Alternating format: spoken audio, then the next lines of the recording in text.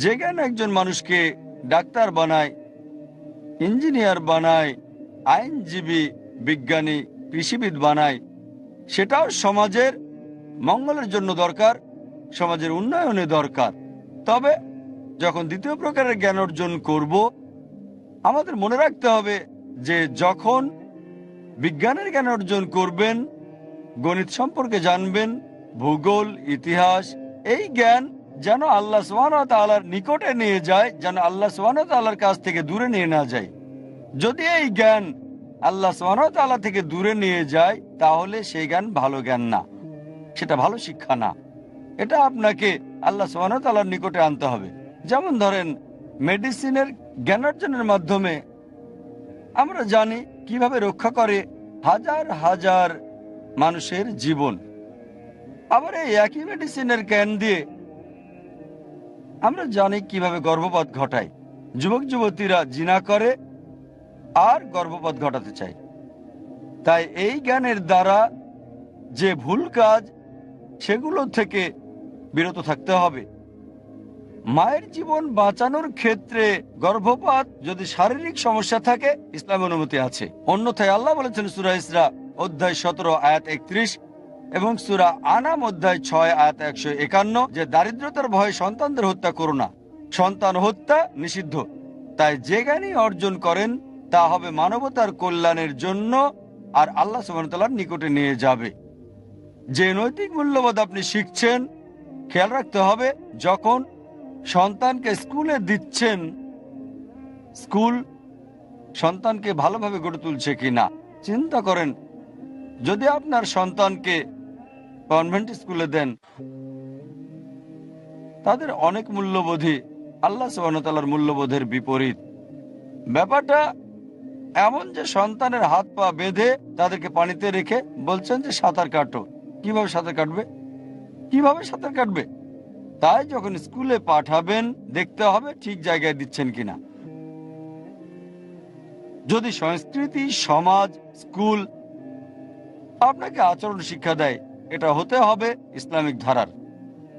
এখন আমরা দেখি যে পশ্চিমা সংস্কৃতিতে তারা বলে যে তাদের রীতি বৃদ্ধাশ্রম তৈরি করা।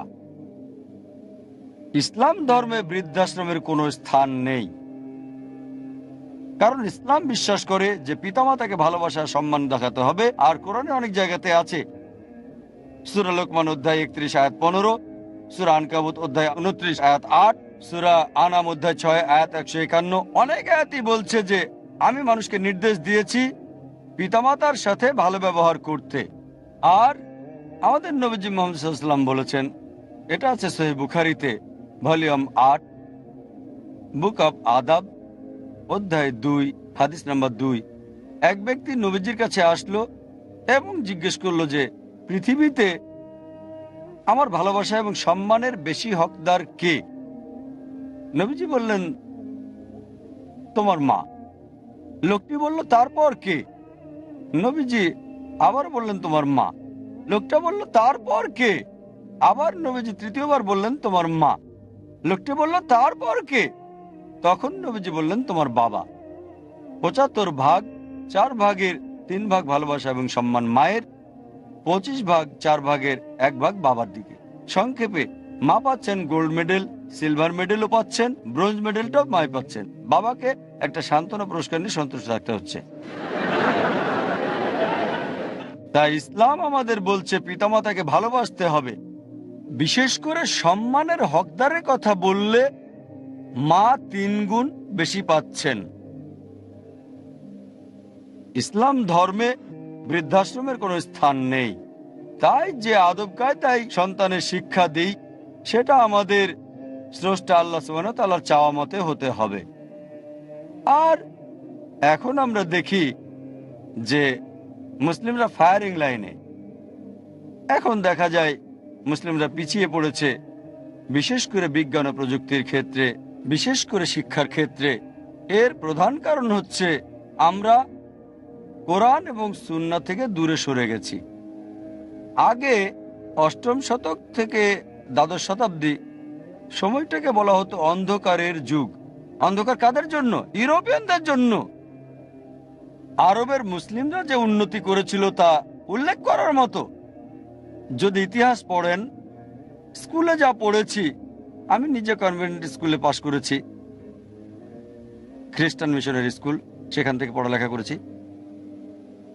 এটা পরবর্তীতে পরে আমি বুঝলাম যে স্কুলে কি পড়েছি, মেডিকেল কলেজে কি পড়েছি, একজন মেডিকেল ডাক্তার হিসেবে অনেক বিষয় আমার কাছে ভিন্ন। স্কুলে আমাদের শিখিয়েছে যে রক্ত সঞ্চালন প্রথম আবিষ্কার করেন উইলিয়াম হার্ভে।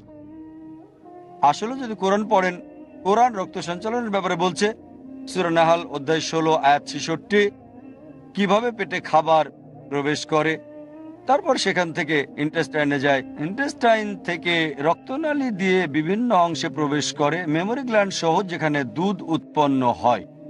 এখানে দুধ উৎপন্ন হওয়ার প্রক্রিয়া এবং রক্ত সঞ্চালনের বিষয়ে সংক্ষেপে বলছে সূরা নাহাল অধ্যায় 16 আয়াত 66।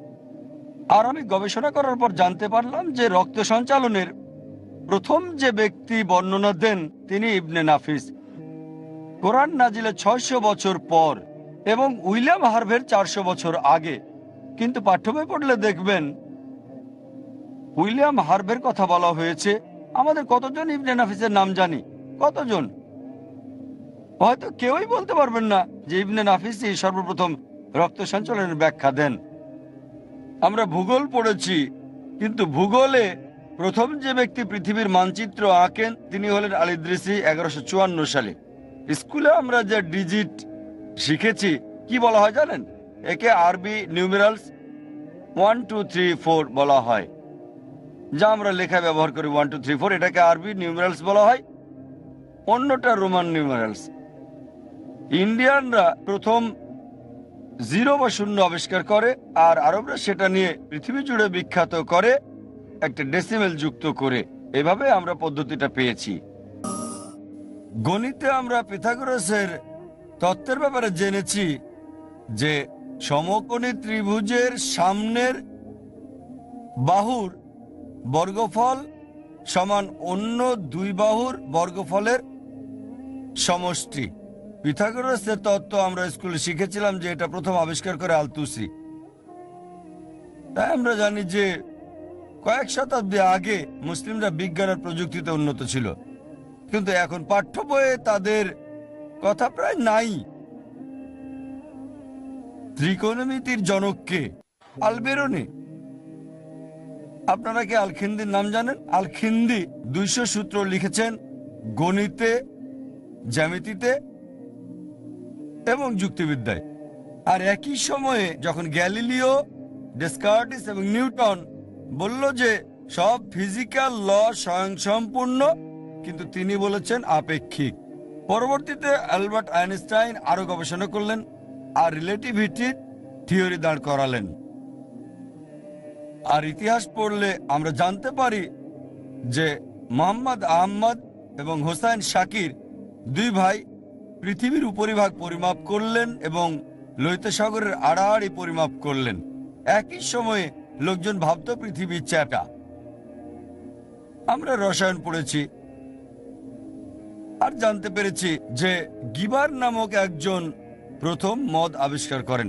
আসলে জাবের ইবনে হাইয়ান, জাবের যখন পাঠ্য বইয়ে লেখা হয় তখন গিবার, গিবার শুনতে পশ্চিমাদের মতো, আসলে জাবের ইবনে হাইয়ান। তাই যখন পড়েই মনে করেছি পশ্চিমা, গিবার গিবার। আর জাবের ইবনে হাইয়ান মদ আবিষ্কার করেন।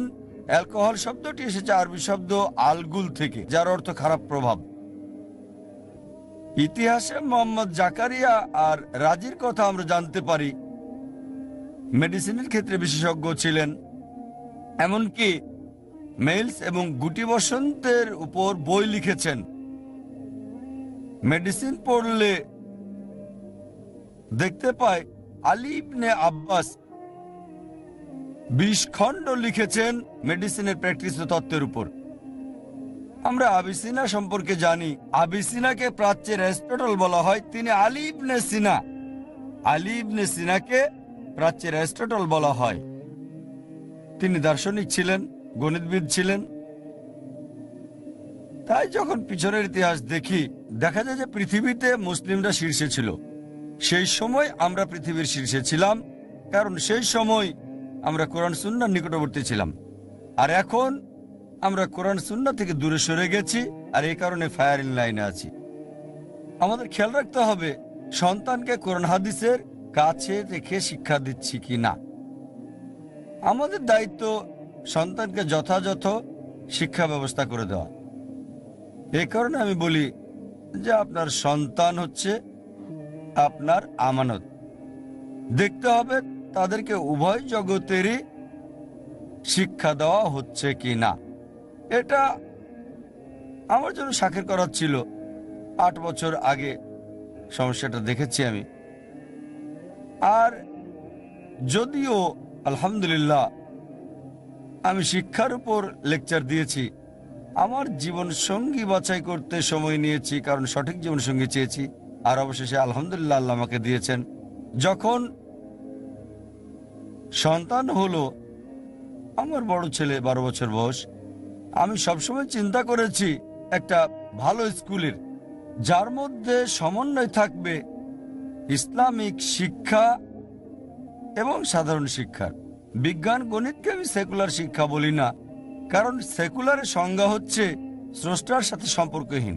আমি বিশ্বাস করি বিজ্ঞান ঈশ্বরে বিশ্বাস করে, গণিত ইসলামিক সাবজেক্ট। তাই এই কারণে যখন আমি প্রচলিত বিষয়গুলো সম্পর্কে বলি, আমি সেগুলোকে ফর্মাল এডুকেশন বলি। গণিত, বিজ্ঞান, ইতিহাস, ভূগোল, ইংলিশ এগুলোকে বলি ফর্মাল সাবজেক্ট। তাই সব সময় আমি স্বপ্ন দেখেছি একটা ভালো স্কুলে, যার মধ্যে সমন্বয় থাকবে আমাদের ইসলামিক বিষয়, ইসলামিক শিক্ষার এবং ফর্মাল এডুকেশনের। কারণ গণিত, বিজ্ঞান, ইতিহাস আমার মতে ইসলামের একটা অংশ।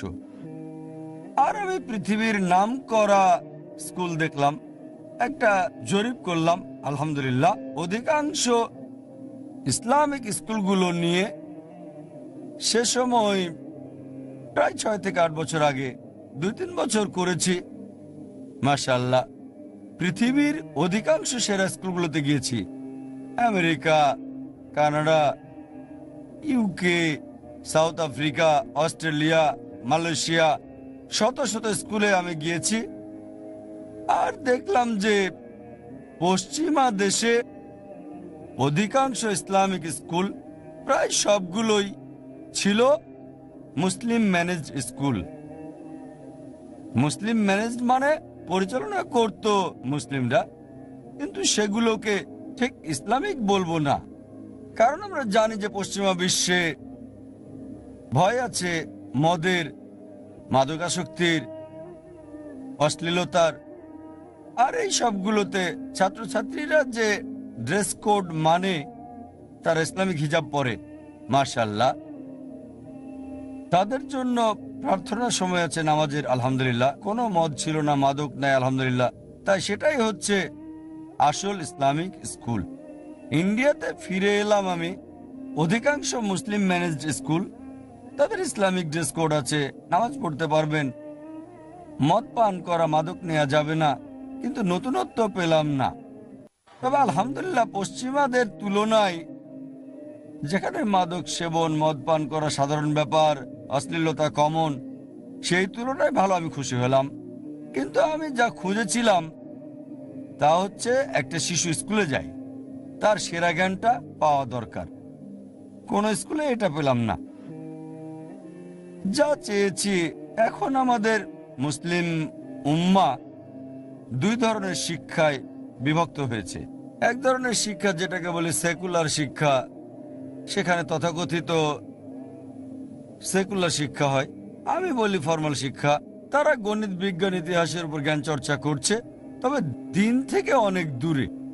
আবার অন্যদিকে যদি মাদ্রাসাগুলোতে যান, সেগুলো শিক্ষা দেয় কোরআন, হাদিস, শরিয়া, ফিকা, আলহামদুলিল্লাহ আল্লাহ তাদেরকে দিক প্রতিদান। তবে তারা গণিত পড়ে না, বিজ্ঞান, ইতিহাস, ভূগোল কিছুই পড়ে না। তাই আমরা চেয়েছি দুটোর মাঝামাঝি সমন্বয় করতে, দুটোকে একসাথে পেতে। যখন অধিকাংশ স্কুল পরিদর্শন করেছি, আমি দেখেছি এখন পরিবর্তন হচ্ছে। গত 6 বছরে আমি দেখেছি কিছু স্কুল কিছুটা কাছাকাছি, আলহামদুলিল্লাহ আমার ধারণার কাছাকাছি। তবে এদের অধিকাংশই হয়তো সপ্তাহে 3টি ক্লাস রাখে ইসলামের উপর, বা হয়তো দৈনিক একটা ক্লাস, আমি যা দেখেছি সর্বোচ্চ 2টো ক্লাস। আর প্রধান উদ্দেশ্য হচ্ছে একটা শিশু যখন স্কুল পাশ করবে তার কোরআন, হাদিস, শরিয়া, ফিকা, বিজ্ঞান ইত্যাদির জ্ঞান হবে, কিন্তু সেটা পায়নি। যদিও আমেরিকার স্কুলগুলোতে আমি গিয়েছি, সেরা, দক্ষিণ আফ্রিকা যাকে বলা হয় ইসলামিক স্কুলের একদম সেরা স্কুল, ইউকে, অস্ট্রেলিয়া, মালয়েশিয়া ইত্যাদি। তারপর আমরা চিন্তা করলাম চলুন শুরু করি। আর আল্লাহর সাহায্যে আলহামদুলিল্লাহ বোম্বেতে আলহামদুলিল্লাহ প্রায় 6 বছর আগে বা 5.5 বছর আগে নিজস্ব ইসলামিক স্কুল চালু করলাম, যার নাম ইসলামিক ইন্টারন্যাশনাল স্কুল। কারণ আমার সন্তানের জন্য দরকার। যদিও আমার সন্তানকে কনভেন্ট স্কুলে দিয়েই পড়ালেখা করাতে প্রস্তুত ছিলাম, তথাকথিত শিক্ষা দিতে প্রস্তুত ছিলাম, আমি চিন্তা করলাম যে আমাদের একটা স্যাম্পল স্কুল তৈরি করা দরকার। আর আলহামদুলিল্লাহ সুম্মা আলহামদুলিল্লাহ আমরা বোম্বেতে শুরু করে দিলাম। আল্লাহ আমাদের সাহায্য করলেন, আমরা স্কুল শুরু করলাম। আর আলহামদুলিল্লাহ প্রথম দিন থেকে বোম্বের মানুষদের যে সমর্থন পেয়েছি, বোম্বের মুসলিমদের, তা ছিল অসাধারণ। মাশাআল্লাহ, এমন সাড়া পেলাম। যদিও স্কুল পুরোপুরি নতুন, খুব একটা বিজ্ঞাপন দিইনি, স্কুল করার সিদ্ধান্ত নিলাম, 3 সপ্তাহ প্রচার করলাম, মাশাআল্লাহ। তবে চালু হওয়ার সাথে সাথে যে ব্যাপক সাড়া পেয়েছি তা ছিল অসাধারণ। এটা এত আশাব্যঞ্জক ছিল যে মন্ত্রীরা আমাদের স্কুলে ফোন করেছেন তা দেখার জন্য যে তাদের বন্ধুরা সন্তানদের ভর্তি করিয়েছেন। আমাদের স্কুল খুবই ভালো, মাশাআল্লাহ। আপনি এমনটা কখনোই পাবেন না যে একজন মন্ত্রী ফোন করে বলবেন যে আমাদের একটা সিট দরকার মাদ্রাসায়। কনভেন্ট স্কুলে এমনটা দেখা যায়। ইন্ডিয়ার অধিকাংশ কনভেন্ট স্কুলে এমন ফোন করে তাদের প্রভাব খাটাতে চায়। তবে আলহামদুলিল্লাহ আমরা ভর্তি প্রক্রিয়ার ব্যাপারে একেবারে অনমনীয়, কঠোরভাবে নিয়মকানুন মেনে চলি। যদি আমাদের স্কুলের শর্তগুলো পূরণ না করে, মন্ত্রীর ছেলে হলেও আমরা তা ভর্তি করি না, আলহামদুলিল্লাহ। সেখানে যে পার্থক্য, আমরা তা উৎসাহিত করি। মানবতাবাদীদের আগে যে বিপ্লব হয়েছিল এবং পৃথিবী জুড়ে শিক্ষা, সেটা খুবই ভালো বিপ্লব, তাদের ইসলামের পরিবেশ নিশ্চিত করেছিল।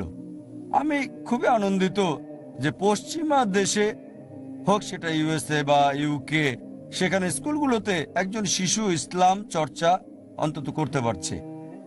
আমাদের স্কুল করে আমরা কিছু নিয়ম রাখলাম।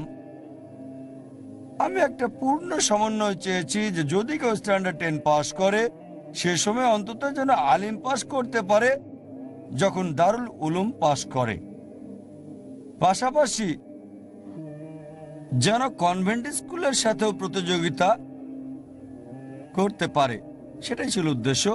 সেই লক্ষ্য নিয়ে স্কুল শুরু করেছি এবং অনেক অপ্রচলিত বিষয় যুক্ত করলাম। লোকজন বলছে এটা অসম্ভব, তবে আলহামদুলিল্লাহ আল্লাহর সাহায্যে করতে পেরেছি। আমাদের স্কুলের সময়টা বেশ লম্বা, সকাল 8টা থেকে শুরু হয় 4:30 পর্যন্ত। নার্সারির জন্য আমরা স্কুল করেছি নার্সারি থেকে 3 বছর থেকে। প্রথম বছর nursery, junior KG, senior KG এবং স্ট্যান্ডার্ড 1, মাত্র 4টা ক্লাস, মাত্র 4টা গ্রেড। আর স্কুলের সময়টা শুরু হয় সকাল 8টা থেকে বিকেল 4:30 পর্যন্ত। লোকে বলে সময়টা খুব বেশি, ছাত্রছাত্রীরা এটা করতে পারবে না। আলহামদুলিল্লাহ আমরা দিনটাকে 12টা অংশে ভাগ করেছি, প্রত্যেক অংশ 35 মিনিট। 2টো করে অংশ প্রতিদিন থাকে এক্সট্রা কারিকুলাম কার্যক্রম নিয়ে।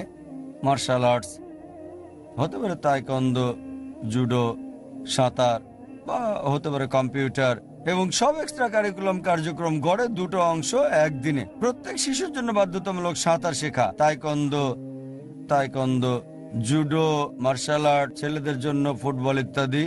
আর বাকি 10টা অংশের 5টা অংশ ইংলিশ এবং 5টা আরবি। আমাদের 2টো মাধ্যম এখানে রয়েছে, ইংলিশ এবং আরবি। আরবি হচ্ছে পবিত্র কোরআনের ভাষা। এটা সেই ভাষা যাতে সর্বশেষ এবং চূড়ান্ত বার্তা নাজিল হয়েছে। আমরা বুঝি আমরা অভাবটা বুঝতে পারি, কারণ আমাদের বাবা মা এটাকে গুরুত্বপূর্ণ মনে করেননি যে আরবি ভাষা হিসেবে জানতে হবে। আমরা জানি এটা একটা পিছুটান এখনো, তাই আমরা চাই যে আমাদের সন্তান, আমাদের পরবর্তী প্রজন্ম আরবিকে মাতৃভাষা হিসেবে জানুক। তাই 5টা অংশ আরবি আর 5টা ইংরেজি। পরবর্তী প্রজন্মে একটা পরিবর্তন